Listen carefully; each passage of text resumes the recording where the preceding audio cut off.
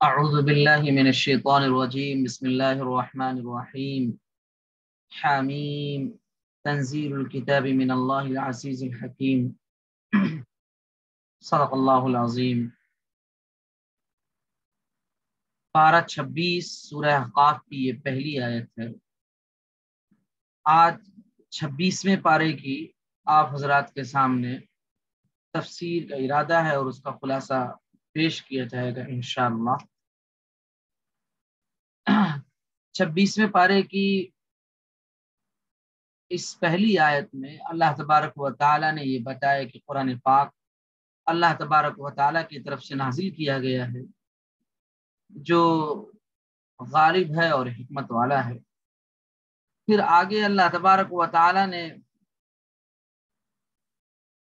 آیت نمبر 5 کے اندر یہ بات بیان فرمایا، وَمَنْ أَضَلُّ مِمَّن يَدْعُو مِن دُونِ اللَّهِ، اس شخص سے بڑا گمراہ کون ہوگا جو اللہ کو چھوڑ کر کے من لا يستجیب له الى یوم القیامہ، ایسے شخص کو پکارتا ہے جو قیامت تک جواب نہیں دے سکتا،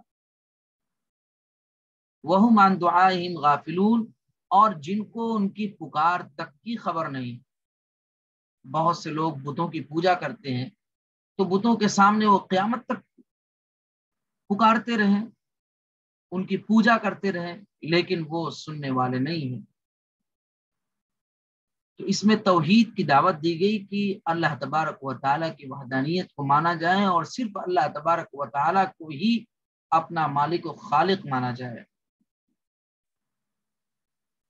آگے اللہ تبارک و تعالیٰ نے آیت نمبر 13 کے اندر ارشاد فرمایا، ان الذین قالوا ربنا اللہ ثم استقاموا فلا خوف علیہم ولا هم یحزنون، جن لوگوں نے یہ بات کہہ دی کہ ہمارا پروردگار اللہ ہے اور پھر وہ اس پہ ثابت قدم رہے، تو نہ ان پہ تو کوئی خوف طاری ہوگا اور نہ ہی وہ غمگین ہوں گے،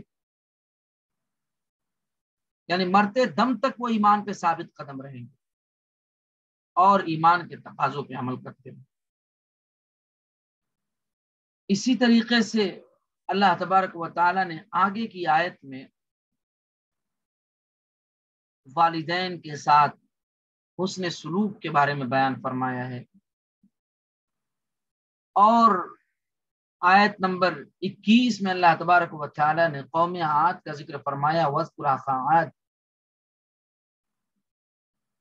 جس جگہ پہ یہ قوم آباد تھی وہاں بہت سے ریت کے ٹیلے تھے جنہیں عربی زبان میں احقاف کہا جاتا ہے، تو اللہ تبارک و تعالیٰ نے بھی لفظ احقاف کا ذکر فرمایا ہے۔ آیت نمبر 29 میں اللہ تبارک و تعالیٰ نے ارشاد فرمایا،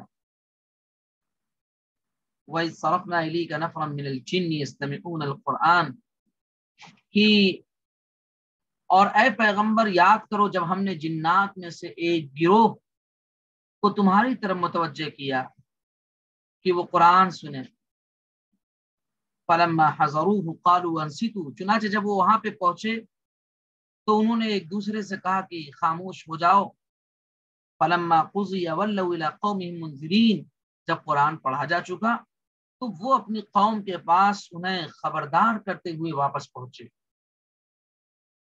اللہ تبارک و تعالیٰ نے حضور پاک صلی اللہ تعالیٰ علیہ وسلم کو انسانوں کے علاوہ جنات کے لیے بھی پیغمبر بنایا، چنانچہ اس واقعے میں اسی کا ذکر بھی ہے، اور جنات آپ علیہ الصلوۃ والتسلیم کے پاس آئے اور قرآن پاک کو سنا۔ جب آپ طائف والوں کو تبلیغ کر کے اور ان کا ظلم اٹھانے کے بعد واپس مکہ مکرمہ لوٹ رہے تھے، راستے میں ایک جگہ پہ آپ نے قیام کیا تھا، اس جگہ کا نام تھا نخلا، اور فجر کی نماز میں آپ نے قرآن کریم کی تلاوت شروع کی۔ اس موقع پہ جناتوں کی ایک جماعت وہاں سے گزر رہی تھی، اس نے یہ کلام سنا تھا۔ بہرحال قرآن پاک جب انہوں نے سنا تو ان پہ بہت اثر ہوا، اپنی قوم کے پاس بھی آئے اور وہ اسلام کے داعی بن کر کے پہنچے تھے۔ اور اس طریقے سے پھر جناتوں کی کئی ڈیلیگیشن اور وفود حضور پاک صلی اللہ تعالی علیہ وسلم کے پاس آئے. آپ نے ان کی تبلیغ کی، انہیں تعلیم دی. بعض مرتبہ تو حضرت عبداللہ ابن مسعود رضی اللہ تعالی عنہ بھی حضور پاک صلی اللہ تعالی علیہ وسلم کے ساتھ تھے.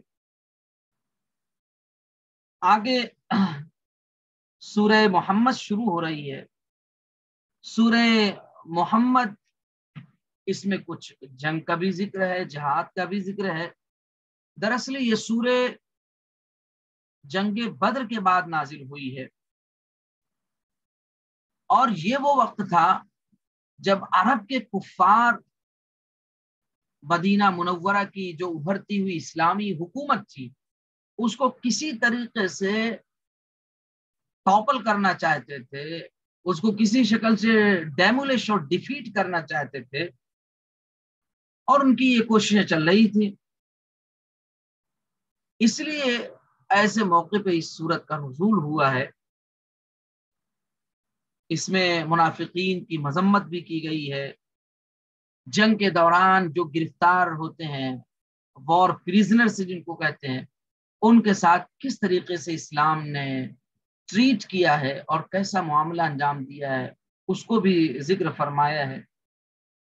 جہاد کا جو اصل مقصد ہے وہ مقصد یہ ہے کہ اس کے ذریعے سے دنیا میں انصاف قائم ہو، اور جو ظلم ہے، فساد ہے، ناانصافی ہے، اس کا خاتمہ ہو. آیت نمبر 22 میں اللہ تبارک و تعالی نے ارشاد فرمایا فَهَلْ عَسَيْتُمْ إِن تَوَلَّيْتُمْ أَن تُفْسِدُوا فِي الْأَرْضِ وَتُقَطِّعُوا أَرْحَامَكُمْ، کہ اگر تم جہاد سے منہ موڑ لو گے تو دنیا میں فساد پھیلے گا، اور اللہ تعالیٰ کے حکام سے روگردانی کے نتیجے میں ظلم اور ناانصافی کا دور دورہ ہوگا. معلوم یہ ہوا کہ جہاد کا مقصد اسلام کی سربلندی ہے اور دنیا سے فساد کو، ظلم کو، اتیاچار کو، سپریشن اور آپریشن کو ختم کرنا ہے، اور جہاد کا اس کے علاوہ مقصد.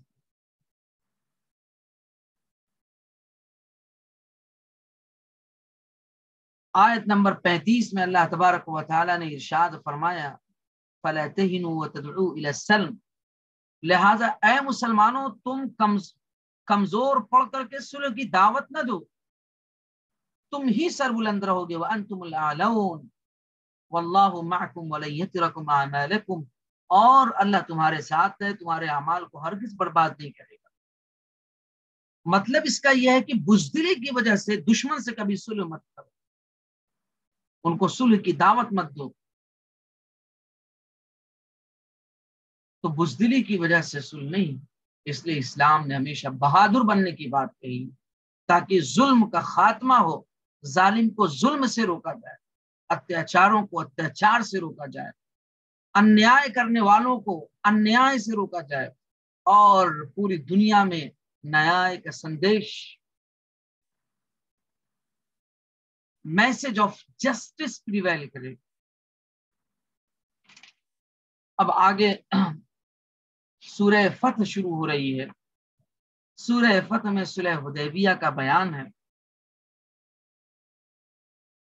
صلح حدیبیہ جب حضور پاک صلی اللہ تعالی علیہ وسلم ہجرت کے 6 سال اپنے صحابہ کے ساتھ اس ارادے سے نکلے کہ عمرہ فرمائیں. چنانچہ آپ نے خواب بھی دیکھا تھا کہ آپ مسجد حرام میں اپنے صحابہ کے ساتھ داخل ہو رہے ہیں، اور آپ 1400 صحابہ کے ساتھ مکہ مکرمہ روانہ ہوئے. آپ جب قریب پہنچے تو آپ کو یہ انپٹ ملی، آپ کو خبر ملی کہ قریش کے جو مشرکین ہیں انہوں نے ایک بڑا لشکر تیار کر رکھا ہے، جس کا مقصد کیا ہے کہ آپ کو مکے میں آنے سے روک دیا جائے. چنانچہ آپ صلی اللہ تعالی علیہ وسلم نے اس خبر کے ملتے ہی اپنی اس پیش قدمی کو جو آپ بڑھ رہے تھے روک دیا، اور مکہ مکرمہ سے کچھ دور پہلے حدیبیہ ایک جگہ پڑتی ہے، حضور پاک صلی اللہ تعالی علیہ وسلم وہیں پہ رکے. لیٹسٹ میں اس جگہ کو شمیسی کہا جاتا ہے اس ایریے کو۔ اب حضور پاک صلی اللہ تعالی علیہ وسلم نے اس جگہ سے حضرت عثمان رضی اللہ تعالی عنہ کو اپنا ایلچی بنا کر کے بھیجا تاکہ وہ وہاں کے سرداروں کے پاس جائیں اور ان کو بتائیں کہ حضور پاک صلی اللہ تعالی علیہ وسلم صرف عمرہ کے لیے آ رہے ہیں اور وہ پرامن انداز میں عمرہ کر کے چلے جائیں گے۔ ویسے بھی مسلمان ہمیشہ پرامن ہی رہتا ہے۔ اب جب حضرت عثمان رضی اللہ تعالی عنہ مکہ مکرمہ پہنچے تو ان کے قتل کیے جانے کی افواہ پھیل گئی، اور یہ کہ مکہ کے کافروں نے انہیں قتل کر دیا ہے۔ آپ علیہ الصلوۃ والتسلیم کو بھی یہ خبر ملی، یہ افواہی تھی۔ حضور پاک صلی اللہ تعالی علیہ وسلم نے اپنے سارے صحابہ کو اکٹھا کیا اور بیعت کی، یعنی ہاتھ میں ہاتھ لے کر کے عہد کیا کہ اگر کفار مکہ مسلمانوں پر حملہ آور ہوئے تو وہ ان کے مقابلے میں اپنی جان کی قربانی پیش کر دیں گے۔ اس کے بعد حضور پاک صلی اللہ تعالی علیہ وسلم نے قبیلہ خزاعہ کے ایک سردار کے ذریعے قریش کے سرداروں کو یہ پیشکش کر دی، آفر دیا کہ اگر وہ ایک مدت تک اس جنگ کو بند کرنا چاہیں تو آپ صلی اللہ علیہ وسلم اس کے لیے تیار ہیں۔ اب جواب میں مکہ مکرمہ سے کئی ایلچی آئے اور آخر کار جو ہے ایک کانٹریکٹ، ایک معاہدہ لکھا گیا، چارٹرڈ پورا تیار کیا گیا۔ اب یہ طے ہوا کہ مسلمان اور قریش آئندہ 10 سال تک ایک دوسرے کے خلاف کوئی جنگ نہیں کریں گے۔ اس معاہدے کو، اس کانٹریکٹ کو، اس ایگریمنٹ کو صلح حدیبیہ کہا جاتا ہے۔ اس صلح میں کئی شرطیں ایسی تھیں جو مسلمانوں کے لیے ذرا ان اپروپریٹ معلوم ہو رہی تھے۔ مثال کے طور پہ کہ اگر مکہ مکرمہ کا کوئی شخص مسلمان ہو کر مدینہ آ جائے تو مسلمانوں کے لیے ضروری ہے کہ اس شخص کو واپس مکہ بھیج دیں، اور اگر کوئی شخص مدینہ منورہ چھوڑ کر مکہ آئے گا تو قریش کے ذمہ یہ نہیں ہوگا کہ اسے واپس مدینہ بھیجیں۔ اب یہ شرط بہت تکلیف دہ مسلمانوں کے لیے، چنانچہ وہ چاہتے تھے کہ ان شرطوں کے قبول کرنے سے اچھا یہ ہے کہ آن دا اسپوٹ لڑائی ہو جائے اور یہی فیصلہ ہو جائے۔ لیکن اللہ تعالیٰ کو یہ منظور تھا کہ اس صلح کے نتیجے میں قریش کا اقتدار ختم ہو جائے، چنانچہ یہ جو شرائط کنڈیشنز ان کی طرف سے رکھی گئی تھی ان کو ایکسپٹ کیا گیا۔ اب ہوا یہ کہ قریش کے ان کافروں نے 2 سال کے اندر اندر جو حدیبیہ کا یہ معاہدہ تھا اس کی خلاف ورزی، انہوں نے بریچ دی ایگریمنٹ کیا۔ اب حضور پاک صلی اللہ تعالی علیہ وسلم نے ان کو یہ میسج دیا کہ یا تو وہ اس کی تلافی کریں اور یا یہ کہ اب یہیں سے یہ ایگریمنٹ ختم۔ قریش غرور میں آ گئے، گھمنڈ میں آ گئے اور انہوں نے آپ کی بات نہیں مانی۔ چنانچہ آپ صلی اللہ تعالی علیہ وسلم نے ان کو یہ پیغام، یہ میسج دیا کہ اب ہمارا یہ معاہدہ ختم ہو گیا۔ چنانچہ ہجرت کے 8ویں سال حضور پاک صلی اللہ تعالی علیہ وسلم نے 10,000 صحابہ کے ساتھ مکہ مکرمہ کی طرف اب پیش قدمی کر دیا ہے آپ نے۔ اور ان 2 سالوں میں قریش کا غرور جو ہے سارا ٹوٹ چکا تھا، اور حضور پاک صلی اللہ تعالی علیہ وسلم بغیر کسی لڑائی کے، خون ریزی کے مکہ مکرمہ میں کنکرر کی حیثیت سے، فاتح کی حیثیت سے داخل ہوئے، اور قریش کے لوگوں نے شہر آپ کے حوالے کر دیا۔ تو اللہ تبارک و تعالیٰ نے اس صورت کے اندر اس پورے واقعے کو ذکر فرمایا ہے۔ اسی طریقے سے آیت نمبر 21 کے اندر وَأُخْرَىٰ لَمْ تَقْدِرُوا عَلَيْهَا قَدْ أَحَاطَ اللَّهُ بِهَا، اس میں غزوہ حنین کی خوشخبری دی گئی ہے جس کا ذکر پیچھے آیا ہوا ہے۔ آیت نمبر 24 کے اندر وہ الذی کف ایدیہم عنکم وایدیکم عنہم ببطن مکہ من بعد ان اظفرکم علیہم، آیت نمبر 24 میں اس طرف اشارہ ہے کہ جب حضرت عثمان رضی اللہ تعالیٰ عنہ مکہ مکرمہ جا کر قریش کے لوگوں کو صلح کا پیغام دے رہے تھے، اس وقت مکہ کے کافروں نے 50 آدمی آپ صلی اللہ تعالیٰ علیہ وسلم کے پاس اس غرض سے بھیجے کہ وہ خفیہ طور سے حضور پر حملہ کر کے ان کو شہید کرتے، لیکن اللہ تعالیٰ نے انہیں مسلمانوں کے ہاتھوں گرفتار کرا دیا۔ اور جب دوسری طرف قریش نے اپنے ان آدمیوں کی گرفتاری کی خبر سنی تو انہوں نے حضرت عثمان رضی اللہ تعالیٰ عنہ اور ان کے ساتھیوں کو روک لیا۔ اگر مسلمان ان 50 آدمیوں کو قتل کرتے تو جواب میں وہ حضرت عثمان غنی اور ان کے ساتھیوں کو قتل کر دیتے، مکمل جنگ چھڑ جاتی۔ اللہ تعالیٰ نے مسلمانوں کے دل میں یہ بات ڈال دی کہ وہ ان قیدیوں کو قتل نہ کریں، اور دوسری طرف قریش کے دلوں میں مسلمانوں کا رعب ڈال دیا، اور حضرت عثمان غنی رضی اللہ تعالیٰ عنہ کو کوئی نقصان نہیں پہنچا۔ اب آگے سورہ حجرات شروع ہوتی ہے۔ سورہ حجرات کے اندر چند چیزیں ہیں۔ ایک تو مجلس کے آداب بیان کیے گئے۔ آیت میں اللہ تبارک و تعالیٰ نے فرمایا کہ اے ایمان والو لا تقدموا بین یدی اللہ ورسولہ، اللہ اور اس کے رسول کے آگے نہ بڑھا کرو، واتقوا اللہ، اور اللہ سے ڈرتے رہا کرو، ان اللہ سمیع علیم، بلا شبہ اللہ تعالیٰ سب کچھ سنتا اور سب کچھ جانتا ہے۔ تو جو آیت نازل ہوئی ہے اس کا ایک خاص پس منظر ہے، بیک گراؤنڈ ہے۔ حضور پاک صلی اللہ تعالی علیہ وسلم کے پاس عرب کے جو ڈیلیگیشن ہے وہ آتے رہتے تھے، اور آپ صلی اللہ علیہ وسلم ان میں سے کسی ایک کو آئندہ کے لیے امیر کی حیثیت سے قبیلے کا امیر طے کر دیتے تھے۔ قبیلہ تمیم کا ایک مرتبہ ایک وفد آیا،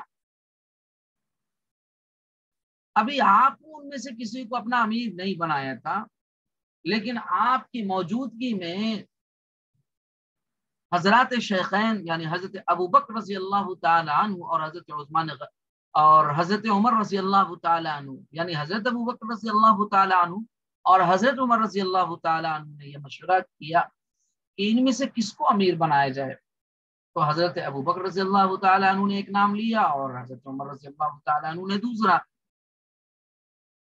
اور پھر ان بزرگوں نے اپنی رائے کی تائید شروع کر دی۔ اس سے کچھ ذرا آرگیومنٹ، ڈسکشن، ڈیبیٹ ٹائپ کیفیت پیدا ہو گئی، آواز ذرا بلند ہو گئی۔ اس پر پہلی 3 آیتیں اللہ تبارک و تعالی نے نازل فرما دی، اور پھر آگے اللہ تبارک و تعالی نے ایک